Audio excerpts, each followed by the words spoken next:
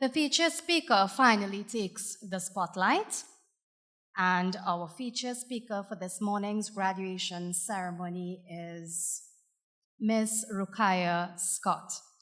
Ruquayyah Scott is a social development professional currently working at the Inter-American Development Bank, IDB, where she supports the design and implementation of initiatives related to crime prevention and response, with a focus on vulnerable populations, organized crime, and criminal justice reform. Before joining the IDB, she worked at the Ministry of Trade and Industry, where she conducted economic research and policy analysis that supported Trinidad and Tobago's evolving trade integration agenda. Her wider professional experience spans development economics, environmental sustainability, corporate finance, and digital media, giving her a unique multidisciplinary lens to the region's development challenges and the systems that shape people's lives. Ruquayyah holds a BSc in economics with a minor in environmental economics and an MSc in developmental statistics, with a specialization in social and demographic statistics from the University of the West Indies, where her research focused on Trinidad and Tobago's political landscape. Guided by a strong commitment to social justice and civic engagement, her work blends research, policy analysis, and community engagement, driven by the conviction that data-informed policymaking can transform the Caribbean's most pressing challenges. She has held several senior leadership roles in numerous community-based organizations focused on social justice, activism, and community service. Ruquayyah is a former student, house captain, and head girl of the Couva East Secondary School, a Trinidad and Tobago National Scholar, youth parliamentarian, and under 40 national youth influencer. Please join me in welcoming Ms. Scott to deliver this morning's feature address.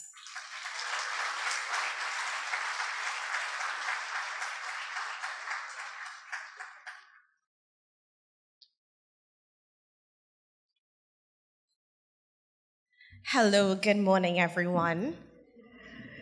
The Honorable Barry Padarath, Member of Parliament and Minister of Public Utilities and Minister in the Office of the Prime Minister, School Supervisor 3, Principal Ms. Katie Beckles, Acting Vice Principal Mrs. Dilraj, Representative of the Parent-Teacher Body, Representative of the Trinidad and Tobago's Unified Teachers Association, Member of the Couva Sec alumni, specially invited guests, teachers, auxiliary staff, students, good morning.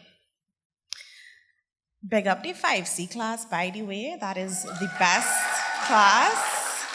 And big up to all the econ students as well. Just a special plug. I honestly can't explain how deeply honored I am to be here and to receive this invitation to speak at today's graduation ceremony.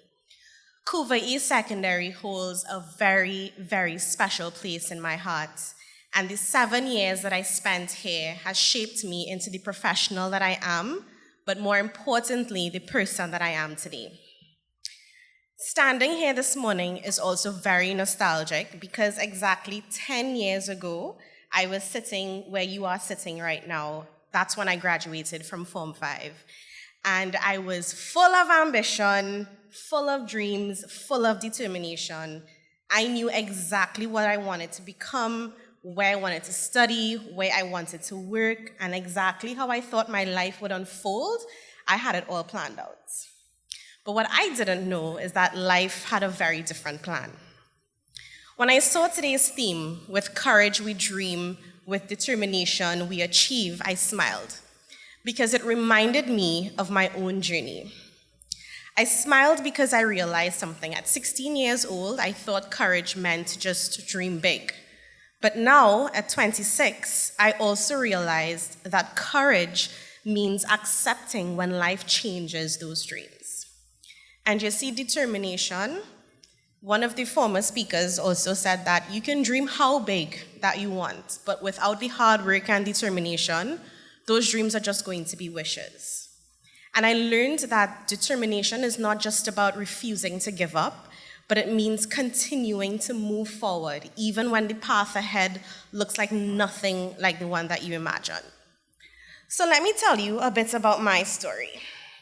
The 7 years that I spent here at Couva were the best years of my life. And when I was in school, my parents used to say, your high school years are the best time, cherish it. And I'm not used to study them because I used to be like, when I graduate and I start working, I have my own money, I could do what I want, I could go where I want. Well, let me tell you something. You see, these 5-7 years in Couva really, really cherish them. I was sitting down here this morning and I was thinking back to an experience that our class had in Form 6. When we finished exams, we decided to go by E-Shine and buy water balloons and come back and play water fights. And our dean, he's not here today, but Mr. Mohammed, he caught us. And he said, well, let's have mop over there. All of y'all are going to mop up this school. And we mopped up this school, and that will remain one of my favorite experiences at Couva, and it is something that we all joke about till this day, 10 years later. But I remember sitting in one of the first few assemblies outside in the hot sun, outside the classroom, and the assembly was honoring the scholarship winners that year. And I was so inspired by them, and I told myself, I am going to get an open scholarship. And from that moment on, at 11 years old, Form 1, I set my mind to it. And I'm sure all of the teachers who've taught me knows that I left absolutely no stone unturned. I had a plan, a very detailed plan. I was going to get my open scholarship. I was going to become an economist. In fact, I wanted to become Trinidad and Tobago's first governor of the central bank. And, the honorable minister spoke about, the media would usually come and do an interview with you when you get your scholarship. And it's written there that I want to be the first female governor of the central bank. Very embarrassing because I'm nowhere close to that as yet. But I was a girl, I was a dreamer, right?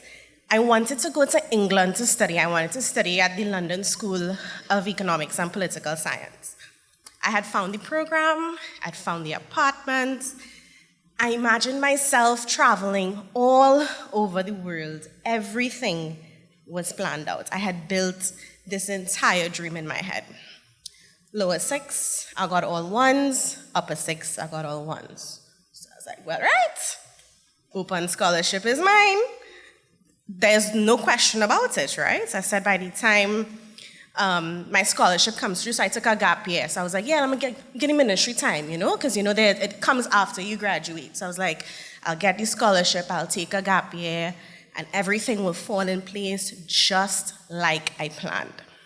Study in London, travel the world, come back home, Ramajé, the central bank, everything that I wanted to do. I was like, and eventually after the central bank, I told myself I'm going to go on to work for an international organization, like the Inter-American Development Bank, the World Bank, or the IMF.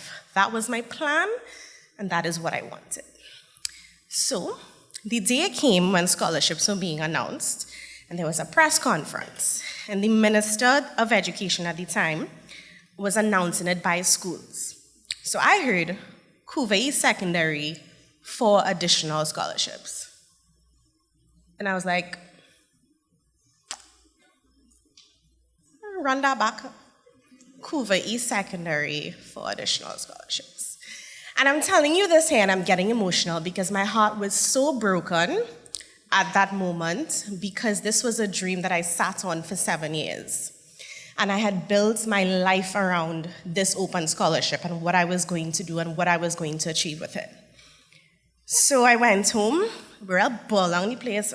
By the way, I'm an only child, so I spoil. I accustomed to getting what I want. So when this open scholarship didn't happen, It was very, very heartbreaking. So my parents took me to Church's Chicken. Yeah, Church's Chicken in Atlantic Plaza, right? And we were having dinner, and my mother gets a phone call from Mr. Mohammed. And she's looking at me and she's smiling and she's not saying anything. And I'm like, say something, but you're just watching me, you're just smiling. She was like, you got the scholarships. I was like, the open? Like, thinking that they would have made some mistake in the press conference. She was like, no, the additional. And other people heard, so everybody was like, hey, congratulations. And my dad was over the moon. My mom was so happy. My mother started crying. And everybody around me was happy besides me. Because that's not what I wanted. Everyone around me was so happy. And, some people may have thought, some of you might listen to this thinking, but she's real ungrateful.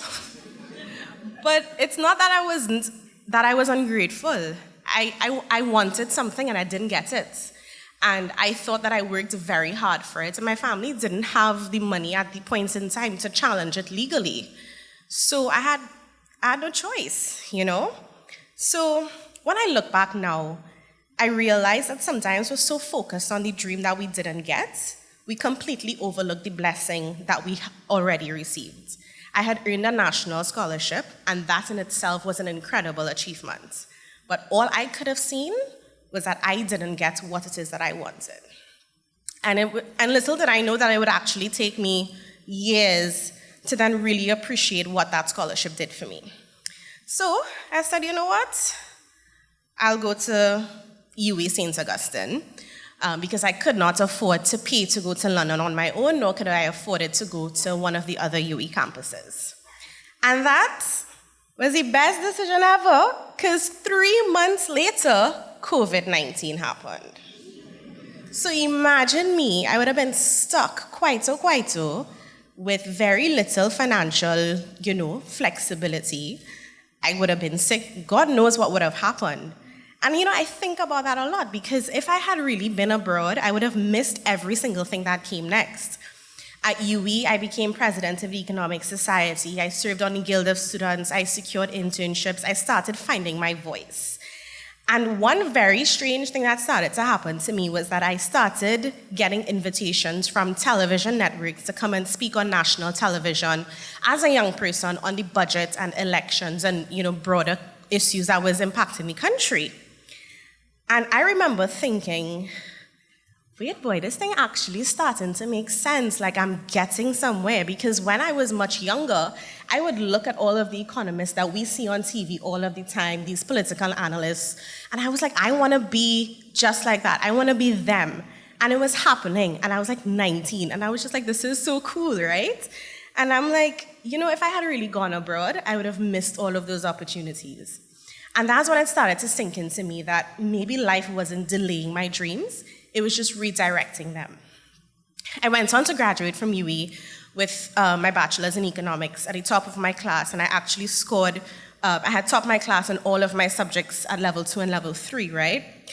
And then because I also had this scholarship, I had to serve, I had an obligation to the state, and that's how I was placed at the Ministry of Trade and Industry.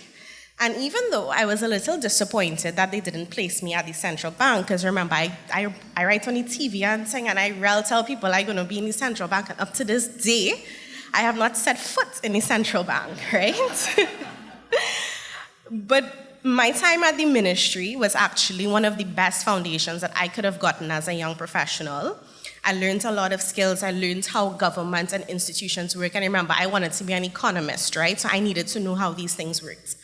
So I developed discipline, structure, and patience, and I learned how to show up even when the work didn't always match my expectations, because you will soon realize this. For those of you who will go on to get degrees, when you graduate, you feel real nice, and you feel real entitled as well. But then you will go into the workplace, and you will have to do some very unglamorous tasks that will make you question your worth. But it's not really about that. You have to start somewhere to get somewhere. And it's something that I would really like you all to just internalize as you study further or you become an entrepreneur and so forth. So I learned to show up even when they were asking me to do things, and I was like, I have a degree. I really shouldn't have to be doing these things. And that was the ego speaking to me. But I showed up anyway. And, I was like, wait, boy, no Open Skull, no London, no Central Bank. I was like, if I'm doing everything right, then why doesn't it feel like that to me in my heart? Why doesn't it feel like that? And I think many of you are going to face that moment too. When you've done the work, you've gotten your experience, your grades, you've built skills, you've built relationships, and you've checked all of the boxes, but life still doesn't look the way that you imagined. And that's when I realized that success in the real world is not a straight line. And it happens in layers and in stages, and it's not overnight. And it happens in ways that you wouldn't particularly recognize first. So I kept showing up, I kept doing the work, I kept trying to do my best, even when I didn't feel like it on the inside. And then something very unexpected happened. One of my bosses at the ministry was the person who recommended me for the job that I now have at the Inter-America Development Bank, which was one of my dream organizations to work at 50 years down the line. And I was just like, me, what? I went into the IDB, and I was the youngest person there. I still am the youngest person there. And like almost every single day, I'm like, what am I really doing here? Like, I'm really not that smart, experienced to be there, because this is something I was like, yeah, I'll do this. I'm 40-something and I'm 50-something, But to be able to do it, I started when I was maybe 23 or 24. And just that experience in itself was something I was like, you know what? You really have to trust the process. Everything was starting to make sense, and I learned that success is not immediate. And while there were many things that I did not accomplish, I didn't get the Open Skull, I didn't go to London, but there were many other things that happened to me that were equally fulfilling and even more fulfilling. So I've gone on to do amazing things. I've had fantastic experiences and opportunities that 16-year-old me could not even imagine. Even speaking to you today was something that I had never thought about. So I want to let you know that throughout all of these things that happened in my life, that will happen in your life, you have to realize that life is what you make it. And I know many of you will discover those things because life will disappoint you. It is very unpredictable. You are going to be let down, and that's just the reality of life. But perspective is everything. And if you really learn to enjoy life throughout your challenges, you would be really, really fulfilled. So, if I had to leave you with a couple gems this morning that I've learned from my very short time here on this planet, it would be, and my former MOB teacher told me this, Mr. Kennedy, he's no longer with the school, but he told me that success favors the bold. And I wrote that down and I never forgot it. You see, all of the courage that you have to dream, you need to chase that dream and chase it relentlessly. You have to work. Nobody can want it more than you. The minister said so himself. Nobody can want it more than you. Unfortunately, life is not going to serve you on a platter what it is you want. Your dream job, your dream destination, it's not just going to fall one day when you wake up in the morning, you'll see it in front of you. It doesn't work like that. You have to work for it, you have to put yourself out there, and you have to go for it. As the theme says, with courage we dream, but it's with determination and perseverance, and it's all of those things that you actively do to accomplish your dreams is what will make you accomplish them. But besides courage and determination, you have to be your own champion.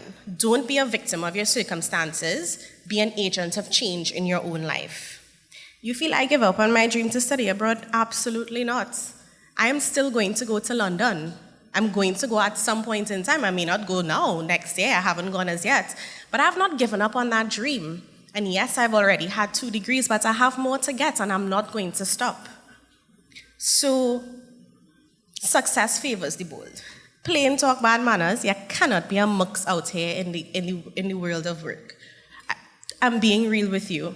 You have to put yourself out there. When I was in university, one of the things that I did, because I realized I walk into university as 100 of we sit down in the class, I was like, I know it's have no 100 jobs waiting for us. So I volunteered. I was a member of about 4 or 5 different clubs in UWE. I volunteered, I networked. The university had a lot of seminars that I would just show up to as a student. I would meet people, ask questions, and that's how I started getting my name out there so that when I graduate, I had a competitive edge over my peers. The second thing is show up even when it doesn't look like your plan. Not everything, as I said before, will be meaningful. Sometimes the world of work is very not glamorous, but still do it anyway. Doing things that feel far from your dream, I've been there, trust me, I know. But it's those moments where you will build discipline, humility, and resilience that you will carry forward with you in your life. So show up anyway. Do it anyway. You never know who's watching, and you never know what it is preparing you for. And I know it's natural for us to want everything now, because we live in the age of instant gratification. But life is a journey, it's not a race. As the member from, is it Tutor, who would have raised up the measuring tape? You have a long time here. PTA, my apologies, right? You have a long time. It's not a race. It's not race to who reaching 50 first. No, it's not that. You have a long time here. Enjoy the process. Stay open to redirection. I have faced many disappointments in my life, and I'm sure many of you already have experienced disappointment, your parents, your guardians, your relatives, and even our teachers. But sometimes what you want will not always happen the way that you envision it to happen. And that's not rejection, it is redirection. I know for me, every major disappointment became a turning point that I did not recognize at that time. But in hindsight, when I think about it, I realize how it just pushed me in another direction and pushed me where I actually wanted to go. Give yourself the permission to grow and change. I wanted to become an economist, but over time, I realized that my heart was more in social justice and development issues. What I wanted then is no longer what it is that I want now, and that is okay. You are allowed to change, you are allowed to evolve, and you are allowed to outgrow versions of yourself that you thought were permanent. And that doesn't mean that you failed, it means that you're growing and that you're becoming. I am super happy where I am today, but tomorrow I might decide that it's time for a change. And I'm not saying be indecisive and change your mind every 5 minutes, and that's not what I'm referring to. But you see, all that time it is you have here left, life is very, very dynamic. You will have experiences that are going to inspire you, motivate you, and change you, that it's very unrealistic for you to just stick to being one thing.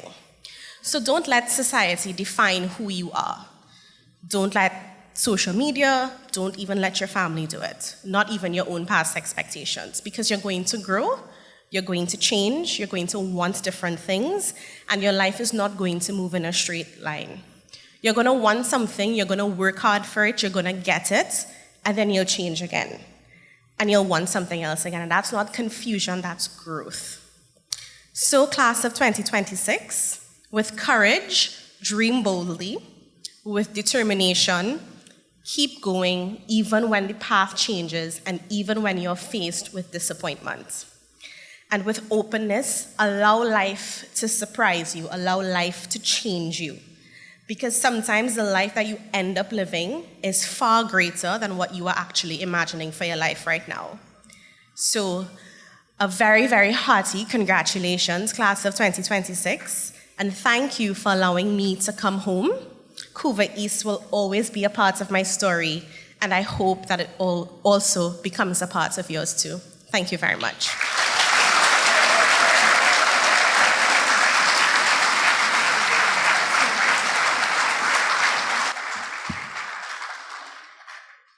While Ms. Scott was doing her feature address, I remembered a quote. Being an English A and English B teacher, you know that's what we do, right? Chinua Achebe, things fall apart to fall into place. And that's the quote that kept going through my mind over and over while Ms. Scott was doing her feature address. So despite setbacks, students, wake up, dress up, show up.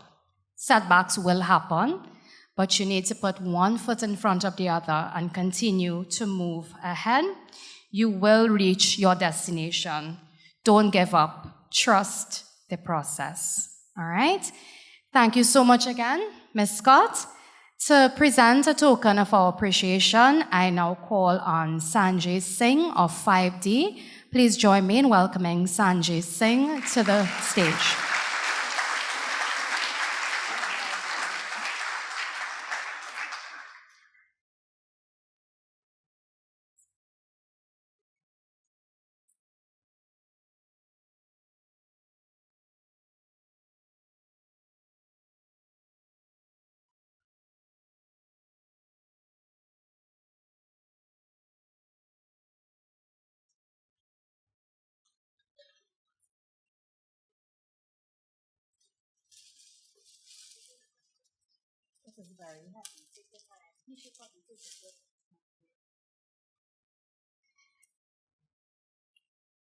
Another round of applause for Ms. Scott.